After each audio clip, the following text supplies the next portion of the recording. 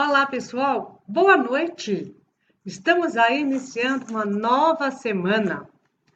Me diz uma coisa, você se sente sempre em comparação com outras pessoas, chegando à conclusão que elas são melhores que você? Você compara a sua vida sempre com a dos outros e acha que as outras pessoas são mais felizes, que a vida delas é melhor? Tem mais, você não resolve uma questão sua de relacionamento porque acha que não vai encontrar outra pessoa que te ame? Eu sou Edna Mello, terapeuta transpessoal, e o nosso assunto de hoje gira: não importa o que eu faça, eu sempre me sinto menos. Muito bem-vindos, boa noite, Lédia, boa noite, bem-vinda. E vamos começar o nosso assunto, né? Hoje nós vamos falar, não importa o que eu faça, Simone, bem-vinda, eu sempre me sinto menos. Agora me diga uma coisa, quem é que não se sente menos? Já sentiu menos alguma vez? Diz aí para mim, eu também, eu já. E você? Gente, é uma coisa muito comum nos sentirmos menos, tudo bem? Faz parte da vida. E aí, isso está ligado com um assunto aí, que a gente vai falar de vaidade, não é hoje, mas sempre que a gente está na vaidade, né, a gente pode estar lá no mais ou no menos. Então, eu também, viu, Lédia? Podemos estar no mais ou no menos. E aí, no menos, né, é essa história de hoje. Não importa o que eu faça, eu sempre me sinto menos. Bem, aí o que que acontece? Vamos entender uma coisa? Essa história de sentir-se menos, tem alguém que estudou isso, tá bem? E foi o Alfred Adler, um psiquiatra. Ele estudou essa história, né, do complexo de inferioridade. E aí ele diz uma coisa para a gente, né?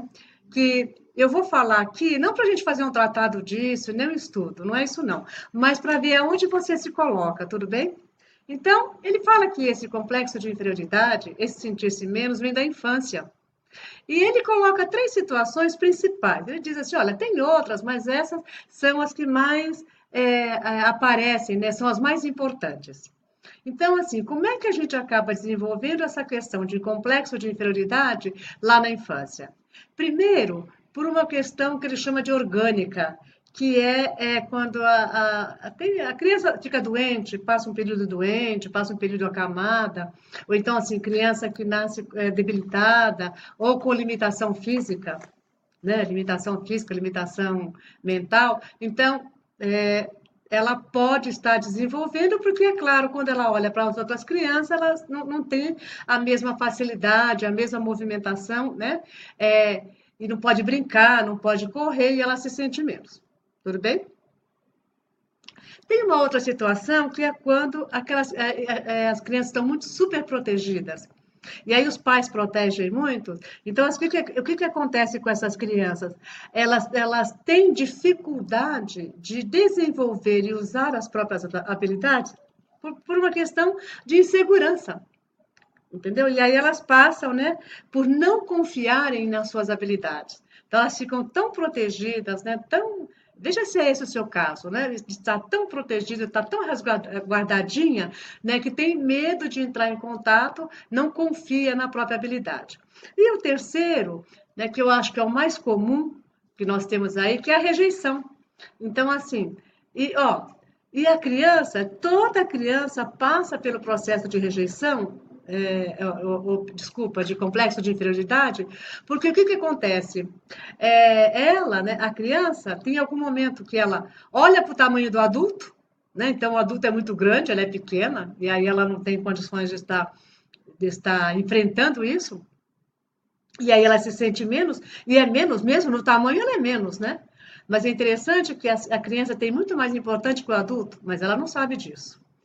Boa noite, Leninha. E a outra coisa é quando ela tem que obedecer, porque ela não tem o poder de decisão, né? O poder de decisão é do adulto. E aí nós vamos para o terceiro fato, que é a rejeição, porque a criança, né, ela se sente afastada e aí não se sente compreendida ou pelo irmão, ou pela irmã, ou pela mãe, ou por algum parente, alguém, né, que não coloca, e às vezes nem é uma rejeição assim tão pronta, sabe? Sabe, às vezes eu fico pensando aqui, né? Às vezes não é uma rejeição assim tão afrontosa. Sabe aquela criança chata que vai brincar? Porque às vezes a gente é chato, né? Criança tem momento que é chato. Que é chata, ela quer as coisas do jeito dela, e aí ela vai brincar com os amiguinhos, e os amiguinhos, né? Ela fica lá muito chata, não quer brincar, quer do jeito dela, fica fazendo birra porque é mimada ou porque quer daquele jeito mesmo. E os amiguinhos dizem: Ó, não quero. A gente brinca lá, se afastam. E quando ela volta de uma outra vez, às vezes eles não querem voltar porque eles lembram daquela situação anterior. E ó, tá aí o processo de rejeição. E é só uma brincadeira, foi feito lá um momento que ela estava chata, ela não é sempre chata, mas naquele momento foi brincar, e isto pode, dependendo da sensibilidade dessa criança e do movimento dela, ela ter isso sim como um movimento de rejeição, por que não? E aí o que que ela faz, né? Ela não se sente digna de afeto. Entendeu? A questão da rejeição é que a criança não se sente digna de afeto. E agora vamos vir para nós, né? Você se encontrou aí num desses momentos? Ai, Vu, boa noite. Bem-vindo. Você se encontrou num desses momentos aí? Ou né, no orgânico, que é o estado físico, ou na superproteção, ou ainda na rejeição. Agora, o nosso caso, o nosso estudo, o nosso olhar, ele está para o relacionamento amoroso, que é o nosso estudo, que é a nossa sequência de temas. Então, aonde que fica a rejeição? Na questão do amar e ser amado, né? Sabe? Nessa coisa do lidar com esse complexo de inferioridade, ou lidar com esse sentir-se menos quando você está no relacionamento. E isso é tão sério, essa coisa de lidar com isso é tão delicado que algumas pessoas, Fátima, bem-vinda, não conseguem, não saem de uma relação, se submetem a uma violência, a uma agressividade, a maus tratos, ou mesmo a desrespeito, porque ela acredita que não vai ser amada. Que ninguém vai amá-la, ninguém vai querer. Nós tivemos um caso assim aqui, né? De uma pessoa que saiu da relação, estava pedindo divórcio, a separação, e estava pensando em voltar porque ela acreditava que não seria amada. Olha que loucura! Então, tem isso sim. E isso é uma das coisas que nos interessam. No caso do sentir-se menos, que pode ser pela rejeição, não, ou pode ser por outras condições mesmo, mas na maioria das vezes a rejeição, o abandono, né? O que que acontece? Ela se submete a isso. Bem, o que mais que a gente tem dentro desse processo de rejeição? O que é que pode ser feito e como que a gente pode sair disto, já, né, que nos colocamos nessas condições de não ser amado ou sentir-se menos. Quer dizer, qualquer outro é melhor, né? A vida do Nadir, boa noite. A vida do outro é melhor, né? A pessoa é melhor do que eu, tem mais capacidade, ou então assim, o relacionamento do outro é melhor que o meu, sabe? Então a gente sempre tem essas situações aonde nos sentimos menos. Bem, isso está ligado a um processo de baixa autoestima. O que é isso? É uma questão de alto valor, ou de valorização, ou de validar, de reconhecer valores. Bem, então peraí. Nós estamos falando de sentir-se menos. E aí nós vamos lá para a autoestima que está falando de reconhecer valores. Então, já sabemos que o primeiro passo para a gente sair disso tudo é reconhecer valores. A gente vai ver como fazer isso, como é que a gente reconhece valores.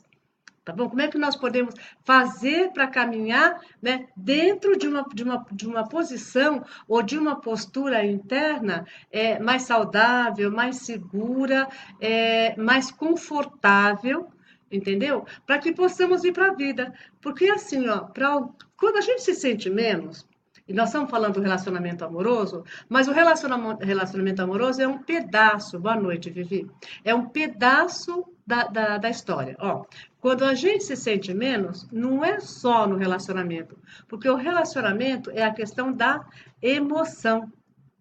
Tá bem? Então, assim, é um setor de emocional. Então, como você se envolve? Quando a gente se sente menos, ele abrange qualquer área da minha vida. Porque não tem assim alguém que se sente menos, por exemplo, no relacionamento, e lá no profissional ela se sente mais. Não estou dizendo que funciona na mesma proporção, não é isso não. Mas ele vai chegar um momento que vai pegar sim. Entendeu? Porque se eu tenho dificuldade de estar lidando aqui no relacionamento, que é aquela história de dar e receber, vamos só pegar um exemplo. O relacionamento é dar e receber. Se eu estou na questão da baixa estima, ou estou na questão do sentir-se menos, com certeza eu me sinto menos lá com o meu parceiro. Tá bom? Na maioria das vezes eu vou me sentir. Tem um outro processo que a gente pode fazer, nós vamos ver isso. Nós vamos falar do sentir-se menos. Se eu me sinto menos com o meu parceiro, o que eu vou fazer para compensar? E ó, vê se você entra nisso. Se eu me sinto menos, a minha compensação com ele é de fazer o máximo para que essa pessoa se sinta bem. Então, eu vou estar sempre em processo. É isso que a gente chama de submissão, tá? A submissão não é o obedecer, não é nesse sentido. Mas eu vou estar sempre nas ordens, e que não é ordem, é ordem mesmo, não é a troca, né? De ver o que precisa fazer. Por quê? Porque eu preciso oferecer o máximo que é para estabelecer, para continuar nessa relação, mesmo que ela seja doentia, dolorida, desarmoniosa, agressiva, não importa, porque eu preciso manter. Tá bom? Tá. Se eu tenho, Sheila, né? Cileia, boa noite. Se eu tenho esse comportamento com o meu parceiro, que é a relação do dar e receber, do masculino e do feminino, como que eu lido com isso com naturalidade lá no meu trabalho? Entendeu? Então, eu não tenho isso só no meu lar, eu tenho isso. Como que eu lido, por exemplo, com esse meu sentir menos lá em casa, lá com a minha família, com meus irmãos, com os meus pais? Como é que eu lido com os meus amigos? Como é que eu lido com o meu dinheiro? Né? Porque tem isso também, viu? E mulheres, muito comum, mulheres se sentindo menos mesmo. O que acontece? Meio que compram uma relação. Não é comprar do sentido pejorativo, tá? Mas assim, elas acabam, vamos dizer assim, colocando o dinheiro dela todo para o parceiro, entendeu? Ele administra o dinheiro dela. Ou então ela cobre a necessidade dele. E tem mulheres que literalmente sustentam. Vamos pensar nisso? Se entramos nessa condição de sustentar o outro, é porque estamos nos sentindo menos. Muito embora a posição pareça de ser mais. E é pior ainda, né? Porque o homem, quando se sente sustentado, que ele recebe, né? E ele está no processo da relação, isso é ruim para o homem, a não ser que ele tenha essa intenção mesmo, mas mesmo assim já é patológico, né? Um homem que entra para ser sustentado, ou uma mulher que entra para ser sustentada. Só que a mulher ser sustentada, esse é o comum do social. Isso que está virando hoje. Né? Isso vira hoje. Hoje virou, e os dois, na verdade, os dois estão lá e dividem. Então, na verdade, é assim: a mulher não foi sustentada, era um contrato. Né? O homem trabalha e ela cuida das outras coisas, do lar, dos filhos, da educação, da administração da casa, enfim, de tudo aquilo que precisa. Então, era uma troca de trabalho, não simplesmente ser sustentada. Mas a gente tinha essa sensação. Agora, algumas de nós, né, realmente vai na relação para não ter o compromisso do trabalho. Tem isso, não dá para negar, para não ter o compromisso do trabalho. E não é o trabalho do trabalhar em si, é o que ele implica. Entendeu? É o que implica do esforço, do trabalho, do crescimento, do envolvimento, do comprometimento. E às vezes a pessoa, a mulher, estou falando da mulher, não quer ter esse comprometimento, ela quer ter um outro comprometimento. Está lá com a casa, com o filho, não está nada errado. Eu estou dizendo não é intencional, tá bem? Porque algumas mulheres não querem mesmo. Não é a maioria, ainda mais hoje, né, que essa questão da liberdade. Bem, nós não saímos do assunto, nós estamos falando de sentir-se menos. Pode ser, não dá para julgar, gente. Pode ser que esta mulher que prefira ficar no lar e não ser sustentada, não se sinta capaz. Entendeu? Ela, ó, é interessante porque assim, é só uma coisa de, é uma crença. Porque se você olhar, ela faz muito mais. Eu conheço casais, o marido é executivo, né? E a mulher não trabalha fora. Sabe quem administra o dinheiro dele? Ela. A capacidade de administração do dinheiro é dela. Ele não sabe administrar. E eles estão muito bem mesmo. Porque ele deu um pulo grande em termos de progresso financeiro. Né? De repente ele foi indo, caiu logo na direção da empresa, é um diretor. E o que acontece?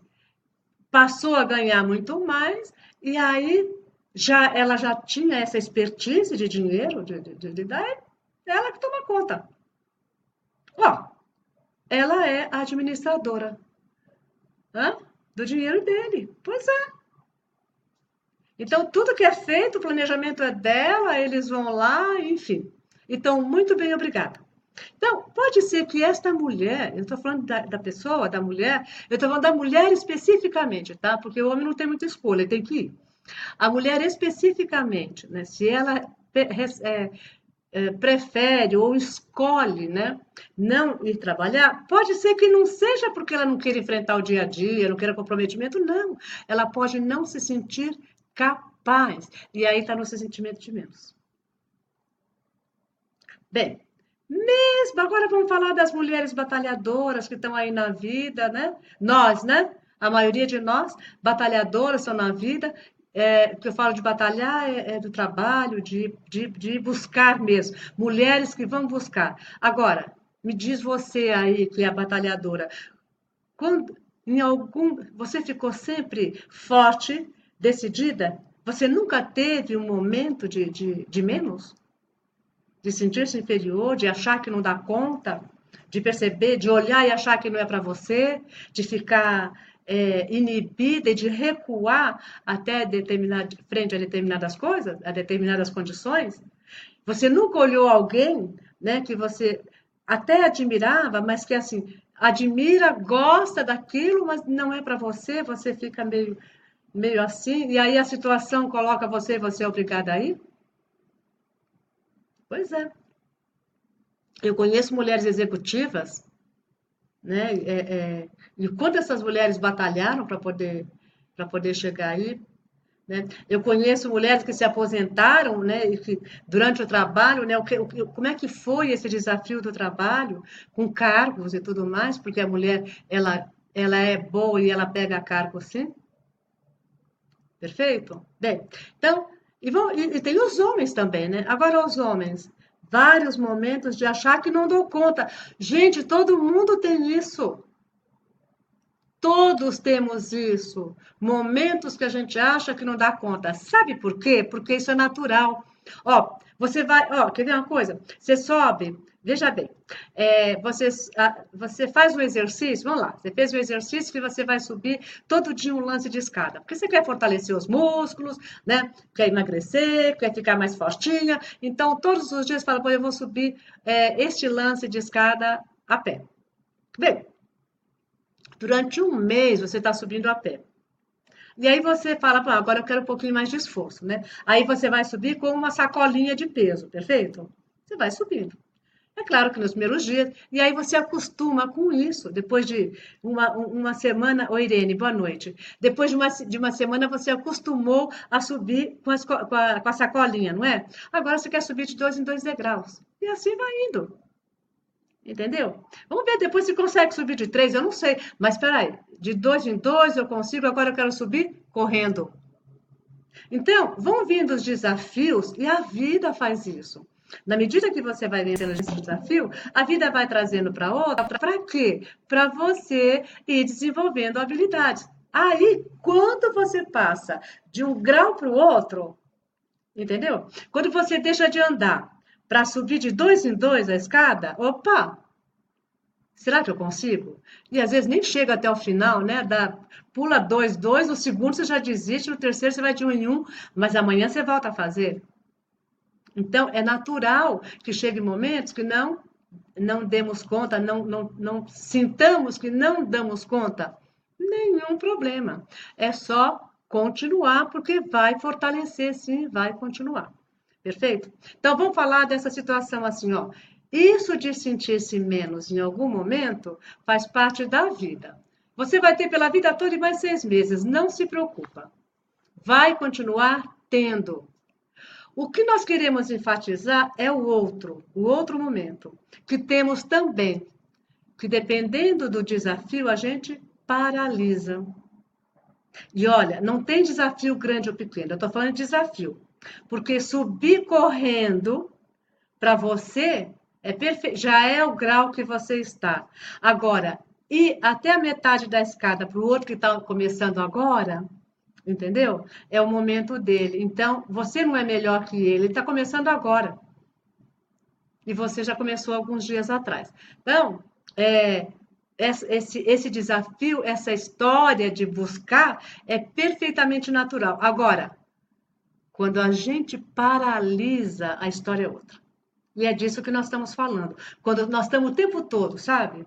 Olhando e olha assim e fala, puxa vida, a vida do outro é melhor que a minha. Ele consegue mais facilmente. Gente, eu já senti isso. Eu tenho certeza que você sente também.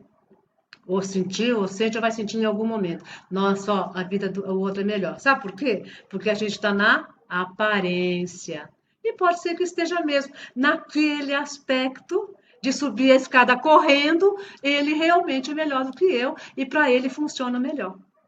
E para mim? Bom, para mim eu vou ter que começar agora a subir a escada todo dia, porque eu não sei quanto tempo eu vou levar, né? Ele demorou 15 dias, eu vou demorar 3 meses. Hum? E qual é a diferença? Tudo bem? Então, se você está naquele aspecto, né? Primeiro, de ficar se comparando o tempo todo e achar que é menos. Então, vamos lá? Primeira solução. Ó, ninguém, vamos falar diferente? Você não é melhor que ninguém. Você não é melhor que ninguém. Tudo bem? E ninguém é melhor que você. Absolutamente ninguém. Isso vale para poder social, intelectual, sei lá eu, financeiro, para qualquer coisa. Vladimir, bem-vindo. Ninguém é melhor que você. Mas, em compensação, você também não é melhor que ninguém. Então, elas por elas, 0-0. O que tem, né, é algumas pessoas têm uma facilidade em uma área e eu tenho facilidade em outras áreas. Isso não quer dizer que eu não possa desenvolver, que eu não possa aprender, desde que eu queira e defina que isso é melhor para mim. Tá bom? Para você que olha, né, e acha que a vida do outro é melhor que a sua. Ixi, olha o engano. Olha o baita do engano, né? Você, para falar isso, você precisa estar lá e comer 1 quilo de arroz e feijão com ele. Minha mãe dizia, come lá 1 quilo de sal junto, para você saber, sal, né? Ainda mais sal, para você saber o quanto aquilo é facilidade ou não. Sabe por quê? Porque alguns de nós têm essa questão da inferioridade, sim, só que a gente age ao contrário. Alguns ficam na timidez e não vão para a vida por medo, né, por sentir-se incapaz, por medo de dar errado, por achar que não dá conta. Mas, gente, tem uns bichinhos que tem essa questão da inferioridade muito maior que você. Sabe o que ele faz? Empina o nariz. E aí vai para a arrogância. Muito arrogante, muito topetudo, muito respondão, muito tudo. É puro engano. É só para enganar ele e o que está ao redor. Então, assim, a pessoa faz ao contrário, pega essa força, né? E é melhor que os outros. Então, teve uma coisa que eu aprendi na vida. Nós vamos um dia aqui falar da vaidade, mas teve uma coisa que eu aprendi na vida. Isso eu aprendi na minha vida, no normal de lidar, aprendi no consultório. Toma isso para você. Primeiro, para a gente sair do julgamento, tá? Porque cada pessoa tem as suas questões, tem lá as suas necessidades. Mas, ó, toda vez, boa noite, Gi. Toda vez que você vê alguém muito topetudo, muito arrogante, muito nariz para cima e o orgulho maior do que o tamanho dele, ó, põe lá. Isso é só fachada. É para disfarçar, né, um aspecto negativo, né, um aspecto doentio, um aspecto de dor. Tá? Não é por arrogância pura e simplesmente. Atrás da arrogância tem um nome: dor. Então, alguns de nós choram quando tem dor. Mas alguns de nós, gente, dá gargalhada. Você sabe que uma vez eu vinha de um curso, eu e uma amiga minha, a gente se combinava para ir para o curso, que era longe, então cada vez uma ia com seu carro. E uma das vezes a gente veio e vinha na Marginal, e eu errei o caminho, a Marginal estava em construção, e, bom, enfim, eu acabei pegando um viaduto e caí na estrada lá, eu não sei que viaduto que era, subi lá, quando eu vi estava na estrada. E eu fiquei apavorada, porque não conhecia, não sabia onde tinha de retorno. Essa minha amiga caiu num riso, numa crise de riso. E quanto mais ela ria, mais brava eu ficava. Bom, enfim, achamos um retorno, saímos, caímos de novo na Marginal. Quando a gente caiu na Marginal, ela parou de rir. Eu tive vontade de matar, de tanta raiva. E aí eu fiquei sabendo que ela, no nervoso, ria. Você faz o quê?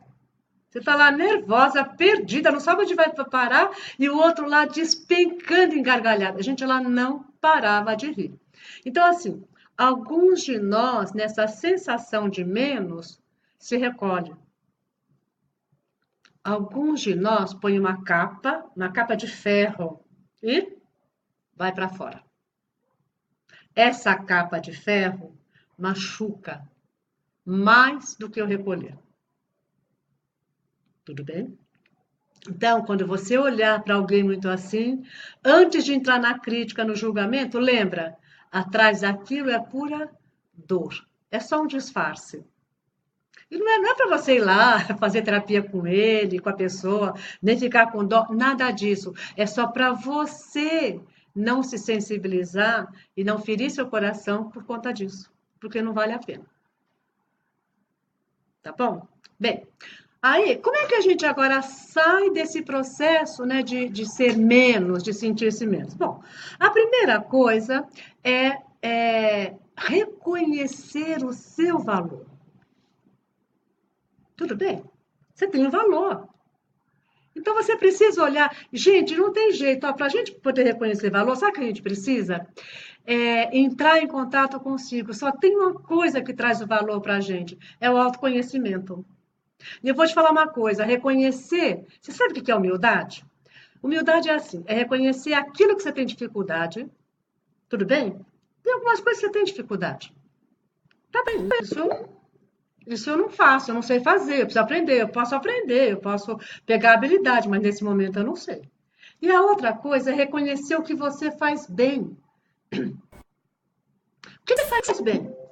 E é interessante que a gente aprendeu, né, essa coisa aqui, isso é orgulho, né? Isso é vaidade, você ir lá e reconhecer. Não, o orgulho e a vaidade é quando você compara. Entendeu? Quando você compara. Então, assim, olha, eu sou uma boa. Ó, vou dizer para você, eu sou uma boa terapeuta.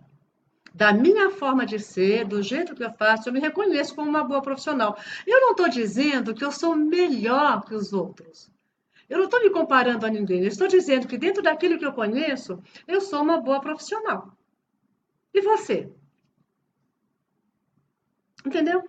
Então, a primeira coisa é reconhecer isso. E para reconhecer isso, você precisa olhar as suas habilidades. Quais são as suas habilidades? Por que eu estou falando que eu sou uma boa terapeuta? Porque eu tenho muita facilidade em entrar. Isso eu já tive desde o começo, isso foi se apurando com o tempo. E perceber a dor da pessoa, perceber o que ela está trazendo e ir direto ao ponto. Eu tenho muita facilidade disso.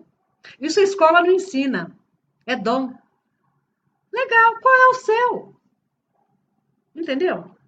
Mas você precisa se olhar e para reconhecer, e não tem nenhuma vaidade nisto. Isso é para servir. É através disso que você vai servir, tá? A outra coisa é sair da comparação. Ó, já falamos, você não é melhor que ninguém, mas ó, ninguém é melhor que você.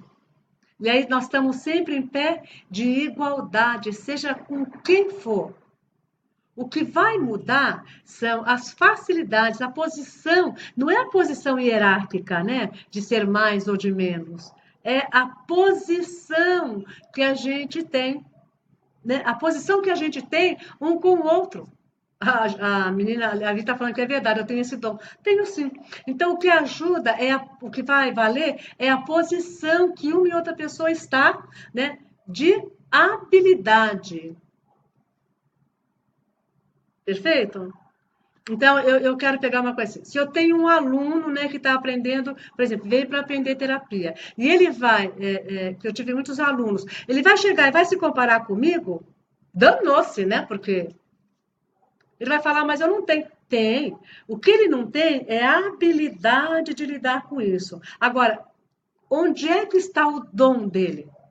O meu está na percepção. E o dele? Está onde? É isso que ele precisa descobrir. E você só faz isso com autoconhecimento. Em compensação, né? A Gisele falou, eu tenho orgulho, eu sou e tenho orgulho do que faço, é uma delícia. Isso, exatamente, né? Pois eu uso os meus dons. E é do jeito dela. Né? A Gislene é terapeuta também, é do jeito dela ela usa esses dons. Tá bom. A outra coisa, dentro disso, qual é o seu valor? O valor é porque assim, o valor para a gente, ele está enquanto vale, né? Enquanto você vale.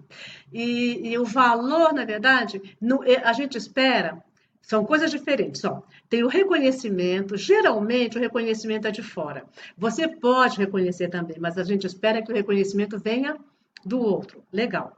E o valor é o quanto aquilo. Essa menina acabou de falar, ó.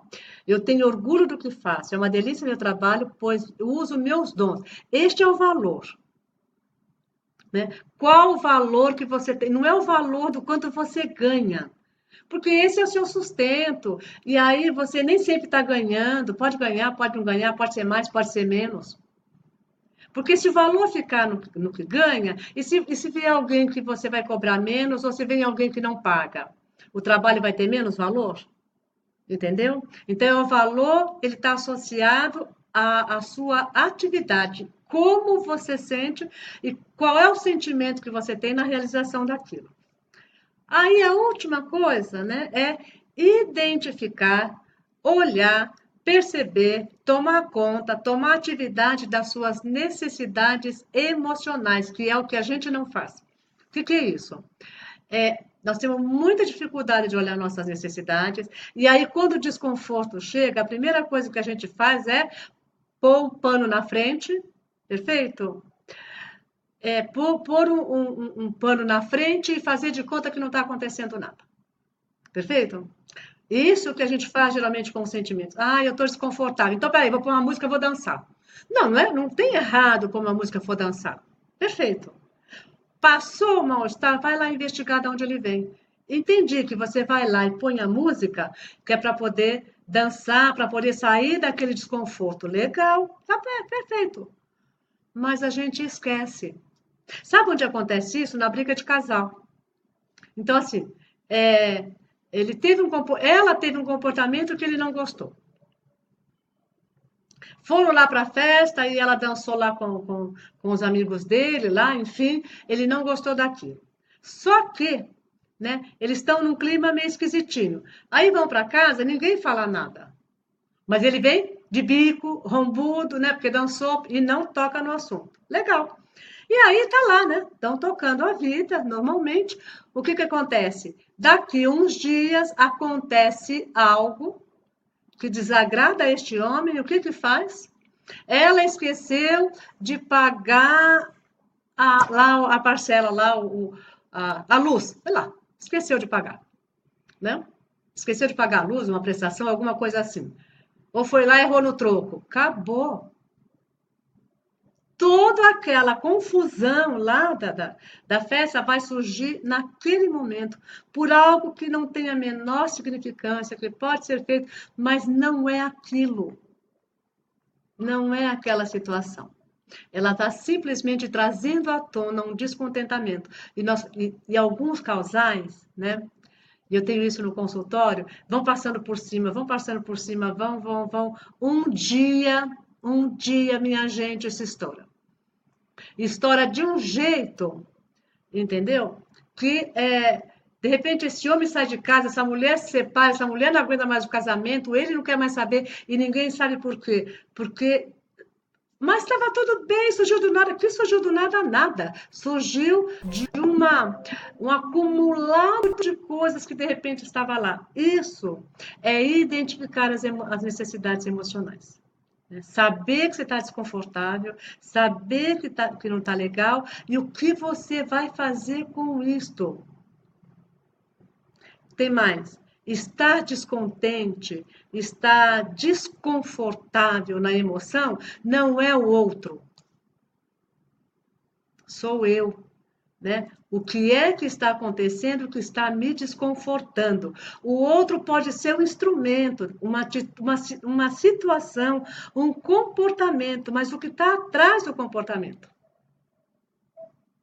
Que é essa questão, né, de sentir-se menos e não discutir, porque tem medo da perda, tem medo da briga, tem medo. A gente fala, tem medo, eu quero paz, né? E aí eu conheci um casal que a mulher dizia que a casa vivia na harmonia. Pois é, vivia na harmonia. Nossa, a casa era perfeita harmonia. E aí esse homem, né, queria ir embora. E vamos ver qual é a harmonia. Você não falou que o seu lar vive em harmonia, que vocês estão bem? Pois é. O que era harmonia? Essa mulher criticava esse homem o tempo todo, ela chamava a atenção dele o tempo todo, ela não as coisas que ele fazia, que trazia, não considerava, ela expunha esse homem na frente dos filhos. Isso foi saindo depois. Não era briga, não tinha briga, eram observações, eram falas, eram queixa. Gente, isso é harmonia? Esse homem se sentia profundamente por baixo, desconsiderado, um zero à esquerda. E ela falava da harmonia. Então, a gente precisa também verificar esse termo aí, o que é harmonia, né? Harmonia não é solidão a dois, não é ficar calado em nome da paz, né? Mas também não é ficar brigando o tempo todo. Não. Harmonia é você voltar.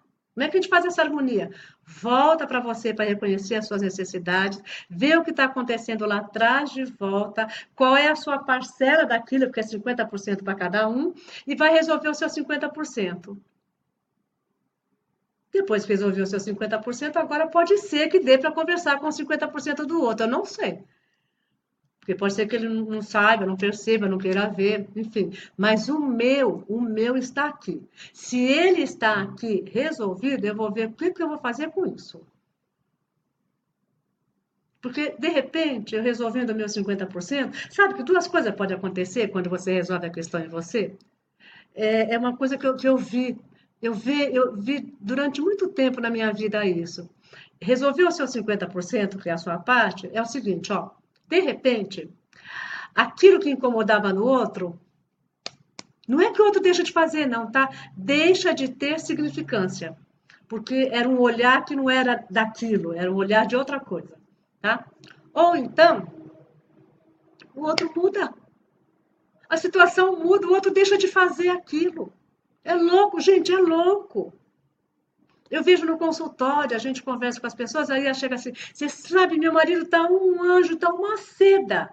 Nossa, o que que aconteceu? Ele mudou? Mudou. E o que que ele faz agora que ele não fazia antes?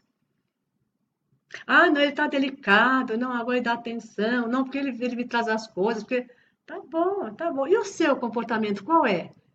E aí ela percebe, né, a pessoa que é dela. E que isso promoveu, relaxou o campo, promoveu a melhora no outro. Bom, tá bem. Então, assim, ó, eu não estou dizendo que a culpa é sua ou que é a culpa do outro. Estou falando que quando a gente vai lá, né, e olha para esse nosso grau de menos, é disso que eu estou falando. Quando a gente olha para esse, a gente chama isso de complexo de inferioridade, né? Quando eu olho para o meu menos, nem sempre é um complexo, às vezes é só um pouco menos mesmo. Quando eu olho para o meu menos, né? Para aquilo que me incomoda, para aquilo que eu me sinto de fora, ou desconsiderada, ou desrespeitada, primeiro eu preciso ver aqui. Tá bem? E é isso que nós estamos falando. E eu só posso fazer isso quando eu reconheço minhas necessidades, quando eu olho para as minhas emoções, quando eu paro, quando eu saio da comparação e quando eu reconheço os meus valores. Tudo bem, meus queridos? Já foi. É tão rápido, né? Olha, esse vídeo está indo já para o YouTube. Por favor, compartilhem. Eu tenho visto que vocês estão compartilhando, mas eu preciso que assim, mais pessoas compartilhem. Assim, tem uma coisa do trabalho, sim, que eu quero que compartilhe para poder o YouTube estar considerando algumas coisas, mas eu quero também, né, no meu desejo, que é a minha tarefa, é a minha missão, promover a transformação na vida das pessoas, eu quero que essas pessoas, mais pessoas entrem em contato com isso e possam ajeitar suas vidas. Entendeu? Muita gente, eu tenho recebido, muita gente, só com essas dicas que a gente vai dando aqui, estão resolvendo as suas vidas. E olha, tenho a certeza, e isso que eu estou passando aqui, para eu poder fazer isso, eu precisei mudar a minha.